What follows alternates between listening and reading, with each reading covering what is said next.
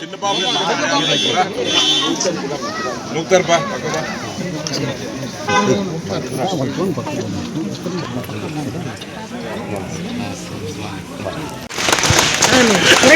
గారి నాయకత్వం, చంద్రబాబు గారి నాయకత్వం, చంద్రబాబు గారి నాయకత్వం, చంద్రబాబు గారి నాయకత్వం, చంద్రబాబు గారి నాయకత్వం, పవన్ కళ్యాణ్ గారి నాయకత్వం, పవన్ కళ్యాణ్ గారి నాయకత్వం, లోకేష్ బాబు గారి నాయకత్వం. జై తెలుగుదేశం.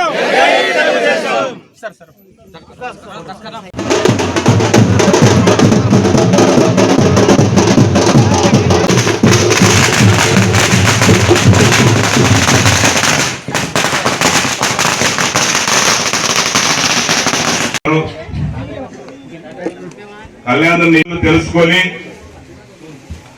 ఇక్కడికిక్కడే పరిష్కారం అయ్యే సమస్యలందరూ కూడా ఈ గ్రామాలకి వచ్చేదానికి అవకాశం ఉంటుందనే ఉద్దేశంతో ఈ కార్యక్రమం ఏర్పాటు చేయడం జరిగింది.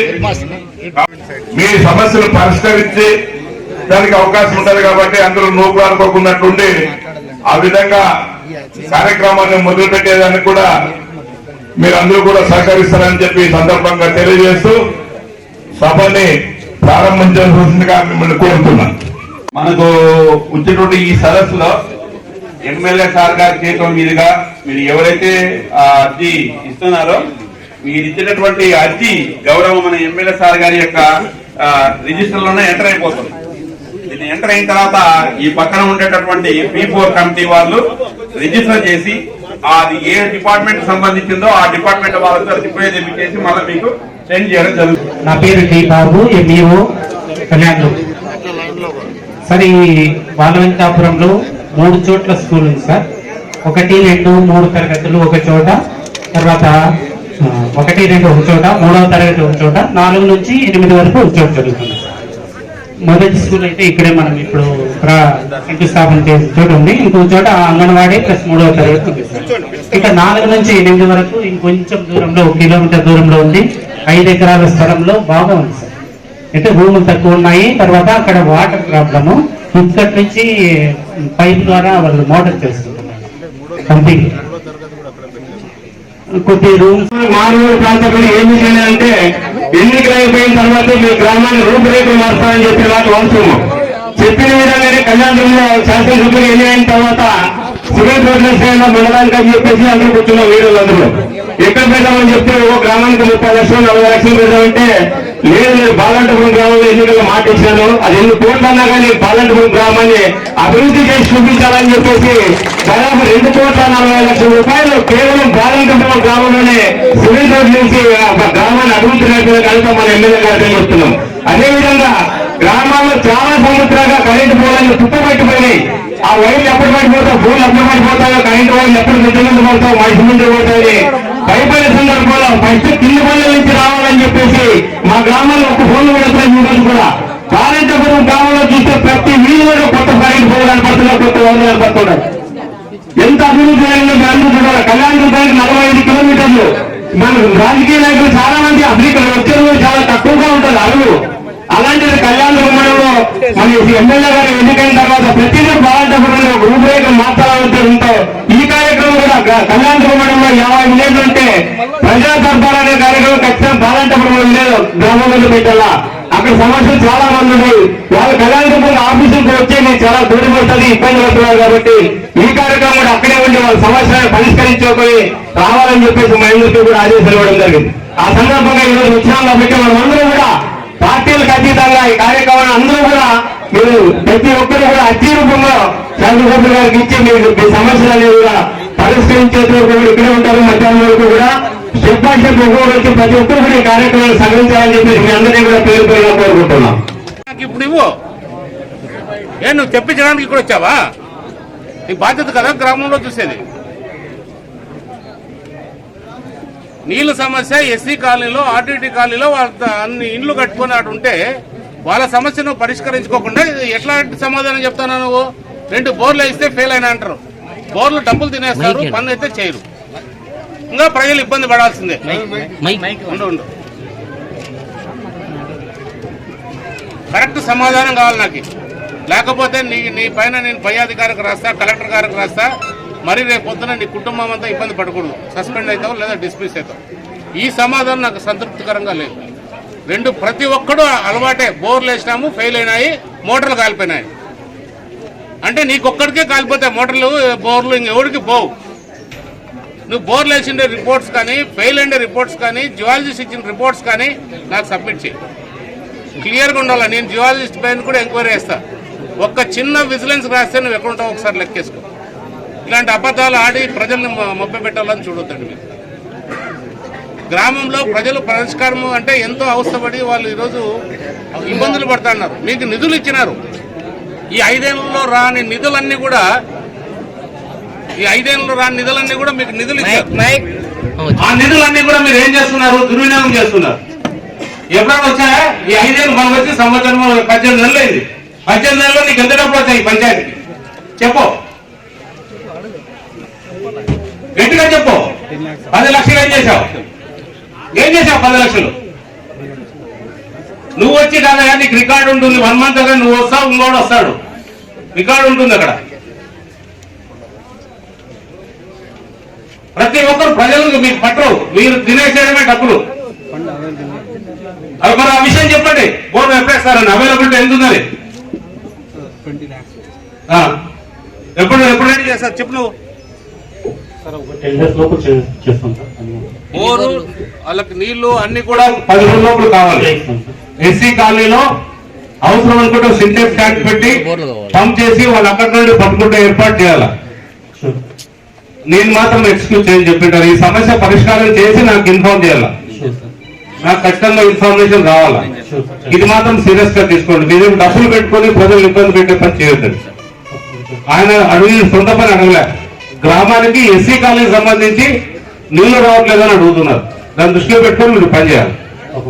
మీరు దీన్ని సీరియస్ గా తీసుకోండి. ఎందుకంటే నేనేదో మిమ్మల్ని మాట్లాడాలని కాదు, కానీ ప్రజల కోసం మనం ఖచ్చితంగా చేయాల్సిన బాధ్యత మా పైన కూడా ఉంటుంది. కాబట్టి చెప్తున్నా, మీకు నిధులు కూడా ఇస్తున్నాం. ఆ నిధులను సద్వినియోగం చేసుకోవాలి మీరు.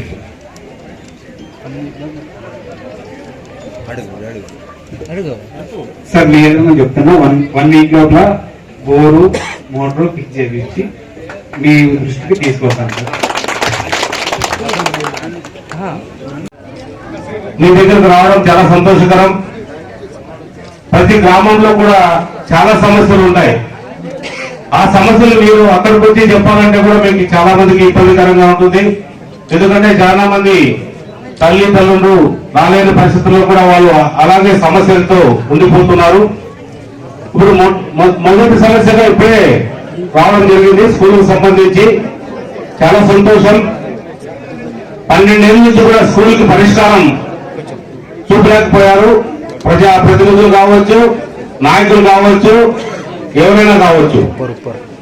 కానీ ఈ సమస్యను వినడానికి రాలేదు. ఈ సమస్యను పరిష్కరించడానికి ఇక్కడికి రావడం జరిగింది. మనం పార్టీలకు అతీతంగా అన్ని సమస్యలు గ్రామంలో పరిష్కరించుకున్నప్పుడే మన గ్రామం కూడా అన్ని విధాలు కూడా బాగుంటుందనేది మనందరి తాపత్రయం, సంకల్పం. అందులో భాగంగా ఇప్పుడు స్కూల్ కు సంబంధించి ముఖ్యంగా హెడ్ మాస్టర్ గారు, అలాగే యుఈఓ, అలాగే డిప్యూటీ డిఈఓ వాళ్ళందరూ రావడం జరిగింది. వాళ్ళు కూడా మేము మా పై అధికారులకు చెప్పి చేపిస్తామంటున్నారు. వాళ్ళు చేపించినా చేపించకపోయినా ఇది నా బాధ్యత. రాబోయే 4 నెలల్లోపు మీకు సంబంధించిన 2 క్లాస్ రూమ్స్, ఒక బోరు, ఇవి ఖచ్చితంగా 4 నెలల లోపల పూర్తి చేస్తాం. ఇంకా కిచెన్ షెడ్ కూడా అడుగుతున్నారు. దాన్ని కూడా ఒకసారి పరిశీలించి అవసరం అంటే కూడా దాన్ని కూడా పూర్తి చేసి ఏర్పాటు చేస్తామని మేము కూడా తెలియజేస్తున్నాం. కానీ ఒకటి మాత్రం నిజం, ఒక స్వామి వచ్చి గారు మాకు 10th క్లాస్ లేదని. కానీ 10th క్లాస్ రావాలంటే 60 మంది పిల్లలు ఉండాలి. మీరు టీసీలు తీసుకెళ్లి ఎక్కడో ప్రైవేట్ స్కూల్స్ లో అక్కడక్కడ చేర్పిస్తున్నారు.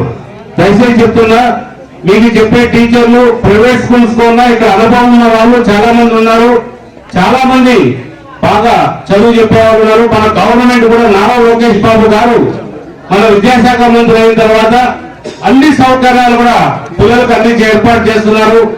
దయచేసి మీ పిల్లలు ఎక్కడన్నా ఉంటే కూడా ఇక్కడే చేర్పించి వచ్చే విద్యా సంవత్సరంలో ఇక్కడ నేర్పించి మీరు 60 మంది పైన ఉంటే ఖచ్చితంగా నేను మీకు సంబంధించిన 10వ తరగతి వరకు కూడా క్లాసులు అన్ని ఏర్పాటు చేస్తానని మీ అందరూ కూడా తెలియజేస్తున్నాను.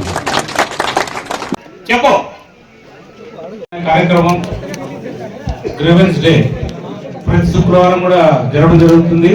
అందులో భాగంగా బాల వెంకటాపురం గ్రామానికి వచ్చి ఈ గ్రీవెన్స్ డే అందరూ అధికారులతో ఇక్కడ రావడం జరిగింది. ఎందుకంటే మారుమూల గ్రామాలకు ఎప్పుడైతే మనం వస్తామో ప్రజలు సమస్యలు స్వచ్ఛందంగా చెప్పుకునే అవకాశాలు ఉంటాయి. అందరూ అధికారులు కూడా ఈరోజు పాల్గొనడం చాలా సంతోషకరం. మనందరూ కూడా ప్రజల కోసం ఉన్నాం కాబట్టి చంద్రబాబు నాయుడు గారు అలాగే పవన్ కళ్యాణ్ గారు మన విద్యాశాఖ మంత్రి నారా లోకేష్ బాబు గారు ముగ్గురు కూడా గవర్నమెంట్ అద్భుతంగా నడుపుతున్నారు. నరేంద్ర మోడీ గారి సహకారంతో ప్రతి ఒక్కరు కూడా శ్రమిస్తున్నారు. మన దేశానికి ఏదైతే నరేంద్ర మోడీ గారు ఉన్నారో ప్రపంచమంతా ఆయన వైపే చూస్తుంది. అలాగే మన దేశంలో ఉన్న రాష్ట్రాలన్నీ కూడా మన ముఖ్యమంత్రి వైపే చూస్తున్నాయి. ఇలాంటి గొప్ప నాయకుల మధ్యలో మనం ఉన్నాం కాబట్టి మనం కూడా కొంత ప్రజా సమస్యల పరిష్కారం కోసం మనం కూడా గ్రామాలకు వెళ్తే కొన్ని సమస్యలు పరిష్కారం అవుతాయి. అందులో భాగంగా ఈరోజు బాల వెంకటాపురం రావడం, చాలా సమస్యలన్నీ కూడా మా దృష్టికి రావడం, స్కూల్ సమస్యలు కావచ్చు, నీటి సమస్య కావచ్చు, భూ సమస్యలు కావచ్చు, పెన్షన్ కార్యక్రమాలు కావచ్చు, ఇట్లా రకరకాల ఆరోగ్య సమస్యలు కావచ్చు. మరి కూడా ఆర్టీసీ బస్సులు కూడా కొన్ని ప్రాంతాల్లో పోవడం అనేది అది చాలా దురదృష్టకరం. ఆర్టీసీ బస్సు చాలా ఏళ్ళ నుంచి కూడా చాలా గ్రామాల్లో కూడా బస్సులు పోవట్లేదు.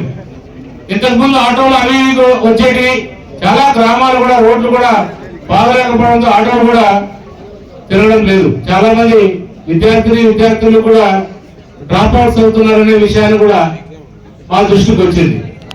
ఇవన్నీ కూడా సమస్యలు అధిగమిస్తున్నాం. ఇవన్నీ కూడా త్వరలో మా ముఖ్యమంత్రి గారి దృష్టికి తీసుకెళ్లి మా సమస్యలన్నిటి కూడా పరిష్కారం అయ్యేటట్టు, గ్రామాలన్నిటి కూడా రహదారులు వచ్చేటట్టు కూడా చూస్తున్నాం.